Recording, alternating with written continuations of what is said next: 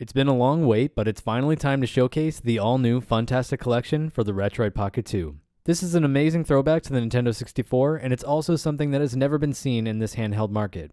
Before we jump into the specifics, I do want to mention that I'll be giving away all 3 devices featured in this video over the next few days, and included in that group is a one-of-a-kind early prototype device that you've seen featured on my community page. You can find details about the giveaway later in this video, along with a bunch of hidden coupon codes valued between $5 to $20 off a Funtastic RP2. With that out of the way, let's get into it. There are 6 colors in this collection, but I only have Watermelon Ice to showcase today.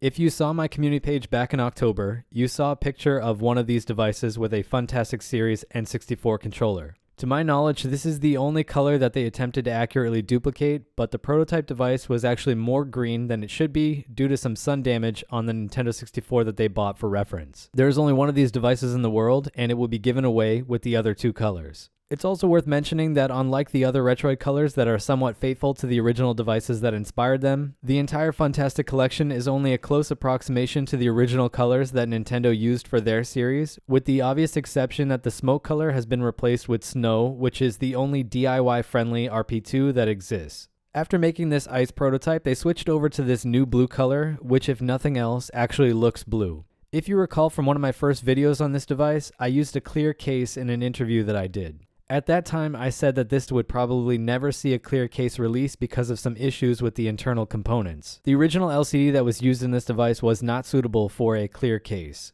A couple months ago, they switched over to an LCD screen that is more suited for a transparent case, and that opened the door up for the Funtastic Collection that you see here.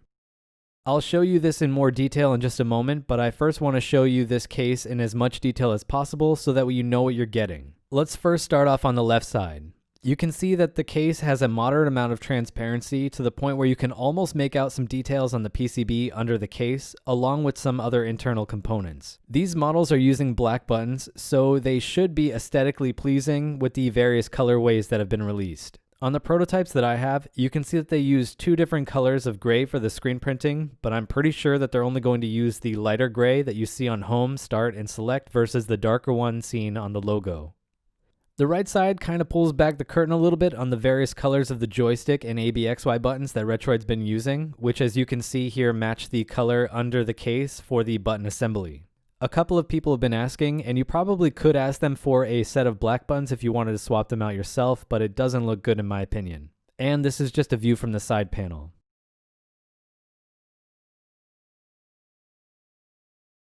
On the bottom, you can see a little bit of the adhesive strip that holds the antenna cable in place.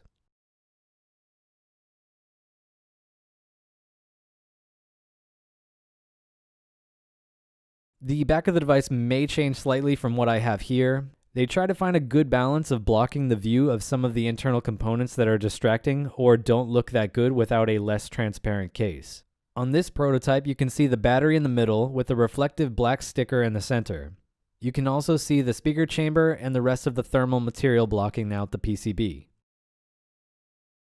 Over to the shoulder buttons, and you can see the middle piece between L1 and L2 is clear, but the retail version of this will be all black like the 2 buttons. Aside from this, you've got an LED activity light, which is really the only light that leaks out of this device.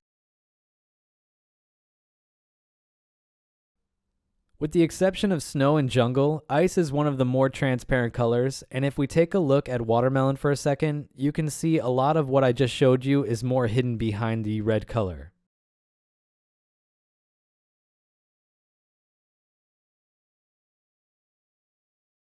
As I mentioned before, this new LCD module is really well suited for these cases, and to illustrate that, I'll do my best at showing you what it looks like in complete darkness. I'll start off first by loading up a white background at maximum brightness, and I'll mute the LCD so you can see the perimeter of the case better. I'm going to have to crank up the ISO a lot because this device really doesn't leak light. There's no light leaks on the bottom, and none near the buttons. There's some very small sections on the LCD that you might be able to see on screen now, but they're super faint, and I think they're going to fine-tune this before they ship out this device. There's also nothing leaking on the back. Now if I show you the original screen module, you can see that we have some light leaking out of the corner here.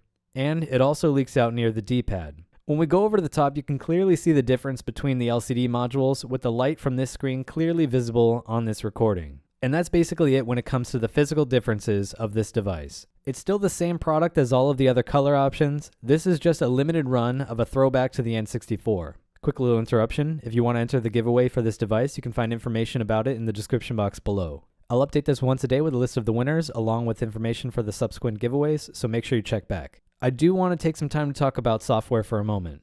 I originally recorded this video before the release of Android 8, so a lot of what you see here is dated. The LCD that's in this device has since been swapped out, but I do just want to mention that it was a rejected panel that was given to me to build this device. I think there's a misconception that I get all of the nice devices, but I actually gave away all of my good RP2s in my main review. The device that I daily drive to this day is a really rough engineering sample that I partially use just because it's one of a kind and because it has the best LCD from any of the Retroid Pockets that I've used, second only to the new ones used in this collection. A testing beta for 8.1 was released back in October that was usable, and it brought a lot of tangible improvements both in ease of use and in performance with things like startup time and battery management. But for whatever reason, development on that 8.1 update stalled, and the team instead started working on adding features to the original firmware. This is mildly infuriating because 8.1 was promised a long time ago, and any time not working on 8.1 is wasted time, in my opinion. The Retroid Pocket 2 is open source, and there is an Android 7 build that is also in the works from someone in the community, so we'll see what happens with both of those going forward. I personally just use my Android 6 on my original engineering device since it runs all the games that I want to play every day without any issues, but I do know that Android 8.1 makes this device that much better. Hopefully with enough pressure, they'll get off their asses and finish 8.1 proper like they said they would. Anyway, that's it for my coverage of the Funtastic Collection of the Retroid Pocket 2. I think these colors look amazing and they're easily some of the best looking handhelds that have ever been made. If these colors aren't for you, there are a bunch of others, and I'll put an affiliate link to their Amazon store if you'd like to buy one from there. If there's anything else that you'd like to know, feel free to leave a comment below and I'll do my best to get back to you. I'm also going to be leaving links to the Retroid Discord and Reddit pages if you want to join those communities. I'll catch you here next time with another review. Happy gaming, everyone. Taki out. Congratulations in advance to whoever finds the $20 off coupon first.